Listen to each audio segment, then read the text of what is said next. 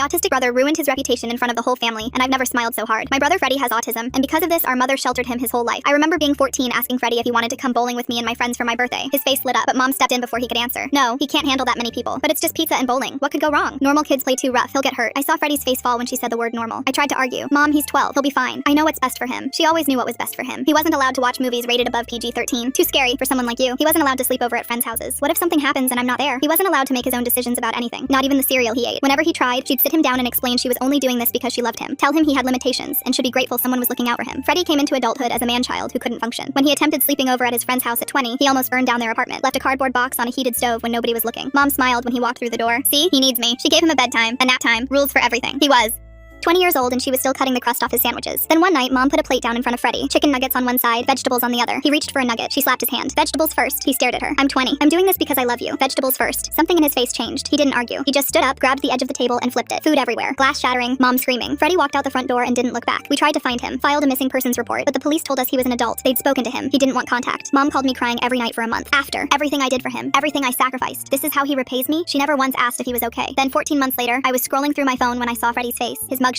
He'd held up a 7-Eleven at gunpoint. He wanted Skittles and didn't have money. 5 years in prison. I called mom to tell her. Well, this is what happens when he doesn't have me. I hope he's happy now. She didn't visit him. Not once. Nobody heard from him for 10 years. Then last Christmas, an email appeared in my inbox from Freddie. I'm sorry for everything. Prison changed me. I want to make things right. Can I host Christmas Eve this year? Please give me one chance. I showed it to my sister. We decided to give him a shot. When mom found out, her whole demeanor changed. She seemed so excited. The morning of Christmas Eve, she called me. I'm wearing my white dress. The nice one. Okay? I just want to look good when I see him. She paused. I also printed out some resources. Group homes, assisted living facilities, just in case he needs help getting back on his feet. She couldn't wait to be proven right. We pulled up to his apartment complex. It wasn't fancy, but it was clean, well kept. We walked up to his door. I knocked. A woman answered. Mid-30s. Warm smile. You must be his sisters. I'm Diane. Come in. Come in. The apartment smelled like garlic and rosemary. Freddie came around the corner wearing an apron. He smiled and hugged us. Took our jackets. Led us to the dining table. Honey glazed ham, mashed potatoes, green beans with almonds. Diane pointed at each dish. Freddie made these. Mom's face was frozen. She sat down slowly. Didn't say a word. Halfway through dinner, she finally spoke. So Freddie, how are you affording all this? He smiled. I work at a furniture warehouse. Started part-time. Now I'm floor manager. And they just gave you that position? Diane cut in. He earned it. He's the hardest worker there. Mom looked at Diane, then back at Freddie. She went quiet. A few minutes later, mom tried again. You know, I brought some pamphlets, group homes, resources, just in case you need. I'm okay, mom, but thank you. He said it so calmly. No anger, no resentment, just peace. That's when I noticed my sister's face change. Her eyes went wide. Her hand went to her throat. She tried to cough, but nothing came out. She stood up, knocking her chair backward. She was choking. Everyone froze. Mom just sat there, staring, not moving. The woman who spent 20 years preventing every possible danger didn't know what to do when one actually happened. But Freddie was already moving. He got behind my sister, wrapped his arms around her midsection, and pulled. A piece of ham flew out of her mouth, sailed across the table, and landed directly on mom's white dress. Red grease splattered across the fabric. My sister gasped for air. Diane rushed over to help her sit down. Mom looked at her dress. This was $300. The room went silent. My sister was still catching her breath, tears running down her face, and mom was looking at a stain. My sister spoke first, still breathing heavy. He just saved my life. Your daughter was choking to death. He's the only one who moved. And you're upset about a dress? Mom didn't say anything. Freddie walked over